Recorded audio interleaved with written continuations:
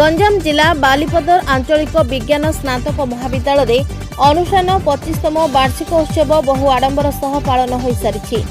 महाविद्यालय अध्यक्ष गोपीनाथ महांती पौराहित मुख्य अतिथि भाव एसबीआई शाखा परिचालक आनंद कुमार साहू एवं मुख्य वक्ता भाव युक्त 2 अध्यक्ष सरोजकांत दास, सम्मानित अतिथि भाव समाजसेवी महेंद्र प्रसाद पंडा जोगदे श्रृंखलित शिक्षा अध्ययन द्वारा निजर लोकायित प्रतिभार विकास संभव हो पार बोली मत व्यक्त करते। अन्यमानक मध्य वरिष्ठ अध्यापक अमेय कुमार स्वाई, डॉक्टर ए जितेश राव द्वारा मिनती आचारी मंच परिचालना करते।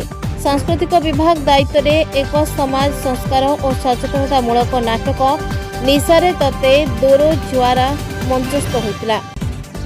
अर्थनीति विभाग अध्यापक प्रेमानंद प्रधान निर्देशन में छात्र छात्री परिवेषण करते। सांस्कृतिक एवं क्रीड़ा क्षेत्र में कृति छात्र छात्री को मानपत्र एवं फलक प्रदान करा।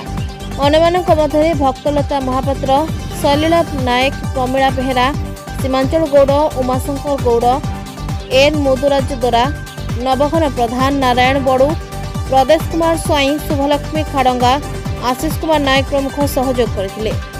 बुगड़ारू सोरेन कुमार प्रधान का रिपोर्ट, जेएमजे न्यूज।